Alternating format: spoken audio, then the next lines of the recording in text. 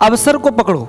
समय का ऐसा कोई भी क्षण जो अवसर आपके लिए उपस्थित न खड़ा करता हो, आप अवसर की तलाश करते हो, हमेशा सोचते हो कि अवसर आएगा, उचित समय आएगा तब हम काम शुरू करेंगे। नहीं, आप अवसर आपके पास है। समय का ऐसा कोई भी क्षण नहीं है जो आपके लिए अवसर उपस्थित नहीं करता है। मैं कुछ वाक्य आपको बताता हूं, मैं कुछ चीजें सुनाता हूं, आप करने का प्रयास करना। समय का कोई भी क्षण ऐसा नहीं जो भाग निर्माण के लिए अवसर उपस्थित न करता हो, लेकिन यदि कोई व्यक्ति अवसर के उस क्षण को न पहचान सके, ग्रहण न कर सके और वह गुजर जाए तो फिर वह हाथ नहीं आता। समय कभी ठहरता नहीं, रुकता नहीं, वह तो गतिशील है। समय की गतिशीलता को पहचान कर मनुष्य यदि सम्मुख आए, अवसर को पकड़ लेता है और अपनी योग्यता को प्रदर्शित करता है तो अवश्य ही वो अपने जीवन को संवार लेता है। वह अवसर ही तो था, बल्कि यूं कहा जाए कि अवसर का एक क्षण जिसको थाम लिया था एक बर्तन मांजने वाले लड़के एंटोनियो ने, जिसके द्वारा उसकी जीवन धारा ही बदल गई। उस घटना का वर्णन किया है जॉर्ज कैरो ने, जिसने लिखा है कि किसी नगर के एक संभ्रांत धनाढ्य व्यक्ति के घर पर एंटोनियो नाम का एक लड़का बर्तन मांजने का काम करता था। एंटोनियो निहायत ही परिश्रमी और मेहनती था। खाली समय को वह बेकार नहीं गवाता था। जब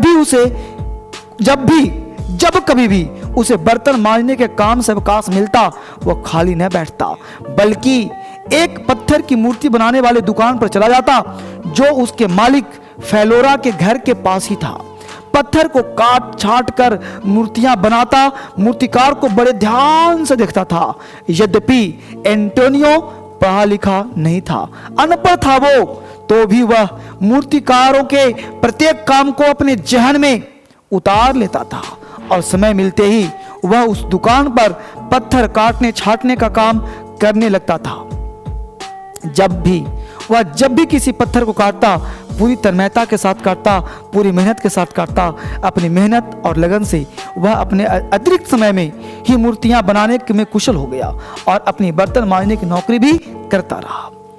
उस धनी व्यक्ति फेलोरा के घर एक दिन नगर के गणमान्य व्यक्तियों, संभ्रांत नागरिकों और उच्च अधिकारियों को अपने घर दावत पर आमंत्रित किया था। घर के बड़े हॉल को नए ढंग से सजाया संवारा गया था। दावत का इंतजाम इसी हॉल में किया जा रहा था। एक बड़ी सी मेज हॉल के मध्य में रखी गई थी, जिसे दावत के लिए विशेष तरीकों से सजाया जा रहा था। मेज को आकर्षक तरीके से सजाने की जिम्मेदारी मुख्य बैरे की थी। सब कुछ सुनिश्चित ढंग से ठीक ठाक चल रहा था। बर्तन मांजने वाला लड़का एंटोनियो भी सजावट के छोटे मोटे काम में हाथ बटा रहा था और दावत की मेज को सजाते हुए मुख्य बैरे की ओर भी देखता जा रहा था। परंतु मेज के बीचों बीच सजावट की मुख्य चीज तैयार करते समय प्रधान बैरे से कुछ गलती हो गई, जिस कारण वह जो बनाना चाहता था बिगड़ गई। उधर अतिथियों के आने का समय भी हो रहा था। मुख्य बैरा जितनी बार उस चीजों को बनाने का प्रयास करता, वह उतनी बार बिगड़ती जाती, भद्दी लगने लगती। मुख्य बैरा काफी परेशान दिख रहा था। तभी एंटोनियो उसके पास आकर बोला, मास्टर, यदि आप अनुमति दें तो मैं आपकी मदद करूं। बैरा परेशान तो था ही। एक नजर एंटोनियो पर डालता हुआ बड़े बेमन से बोला, ठीक है, करो, तुम क्या कर सकते हो। एंटोनियो ने तुरंत जमा हुआ मक्खन मंगवाया। वहां न चीजों की कोई कमी थी और न खर्च की कोई परवाह। जमे हुए मक्खन से एंटोनियो ने शेर की एक बड़ी आकर्षक मूर्ति बना दी, जिसे देखकर मुख्य बैरे का निस्तेज चेहरा खिल उठा। वो काफी खुश हो गया। आमंत्रित व्यक्तियों के आने का समय हो रहा था। घर का स्वामी फेलेरा इस घटना से अनभिज्ञ हॉल और दावत की मेज की सजावट से बड़ा प्रसन्न और संतुष्ट दिख रहा था। उसे क्या पता था कि किसके भाग्योदय का समय आ गया है। दावत में सम्मिलित व्यक्तियों में से एक मूर्तिकला का विशेषज्ञ भी था। मतलब बहुत सारे लोग वहां पे आए थे, जिसमें एक मूर्तिकला का विशेषज्ञ भी था, जिसकी नजर बार बार दावत की मेज पर बनी शेर की मूर्ति पर ठहर रही थी, जो बड़ी आकर्षक और सजीव जान पड़ती थी। उसे उससे चुप न रहा गया और उसने पूछ ही लिया कि वह मूर्ति किसने बनाई है। मुख्य बैरे ने एंटोनियो को बुलाकर उसके सामने उपस्थित कर दिया। मूर्ति कला विशेषज्ञ ने सभी उपस्थित अभियोक्तों से जो भी आए थे उनसे शेर की मूर्ति को आकर्षित कराते हुए ध्यान बताया कि यह मूर्ति कलाकारी का एक श्रेष्ठ नमूना है। यदि इस व्यक्ति को विधिवत मूर्ति कला की शिक्षा मिले तो एक दिन अवश्य यह व्यक्ति श्रेष्ठ मूर्तिकार बन सकता है, मुझे इसमें कोई संदेह नहीं है।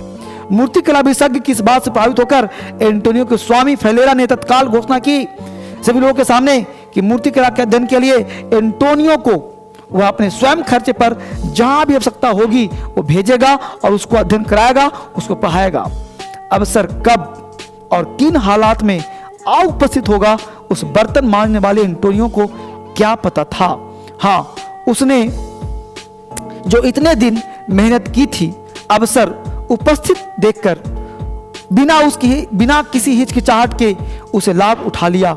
वह लड़का अवसर को छोड़ देता तो सारी जिंदगी बर्तन मांजने का काम ही किया करता था, लेकिन वो लड़का पहचान लिया था अवसर उसके समय आ गए थे। आज वही बर्तन मांजने वाला एंटोनियो संसार के शीर्षस्थ मूर्तिकारों में से एक गिना जाता है और सारा विश्व उसे मूर्तिकार कैनोवा के नाम से जानता है। वह समय ही तो था जिसका लाभ उठाया था एंटोनियो ने। तो यह समय क्या है, उसका स्वरूप कैसा है, उसके माथों पे लगाती घूंघट की लटे उसे पकड़ो। यानी आपको यहाँ पे जानना यह है कि समय जो अवसर है, आपके पास समय है, आपको उसे पकड़ना है। समय का पहचान कैसा है, समय दिखता कैसा है, आपको उसे जानने का प्रयास करना है। हर समय हर अवसर आपके दरवाजे पे नॉक कर रहा है, हर समय हर अवसर आपके पास आ रहा है। आपको करना क्या है, समय एक खूबसूरत युवक के समान है, उसके लट को पकड़ो, उसके बाल को पकड़ो और पकड़ करके आप उसको बैठे रहो जब तक अवसर तुम्हारे पास आए। जब तक समय आ चुका है, जब तक तुम सफल ना हो जाओ, तब तक आप अवसर को जाने न दो। जैसे मान लो कि आप एसएससी की तैयारी करते हो, 2020 में, 2021 में, 2022 में आप सफल होना चाहते हो। आप आज से आप लग गए हो, समय पकड़ लिया आपने, मुझे 2020 में, 2021 में इनकम टैक्स इंस्पेक्टर बन जाना है, मुझे 2021 में आईएएस बन जाना है। आप जिस चीज की तैयारी करते हो, आपको सफलता चाहिए, तो आपने अपने अनुसार अवसर को लिख दिया, अपने दीवार पर टांग दिया कि मुझे इतने साल में मुझे डीएम बन जाना है, इंस्पेक्टर बन जाना है। जो भी आपकी तैयारी कर रहे हो, आप अवसर को पकड़ करके आप बैठ गए। एंटोनियो की तरह समय को वेस्ट नहीं किया, आप हर एक क्षण को आपने यूज किया और यूज करके आप क्या हुआ कि आप दिन रात उसी के बारे में सोच रहे हो, उसी के बारे में लग रहे हो, क्योंकि समय लॉ ऑफ अट्रैक्शन जो होता है, समय आपके पास आएगा। चूंकि आप जिस चीज की तैयारी करना चाहते हो आपने लिख दिया है, आप उसी के इर्द गिर्द घूम रहे हो और आप एक दिन उस अवसर को पकड़ के जब अवसर आएगा तो आप उस समय तक आप सफल हो चुके रहोगे और उस समय तक आपको जॉब लग चुका रहेगा और आप एक सफल इंसान बन चुके रहोगे।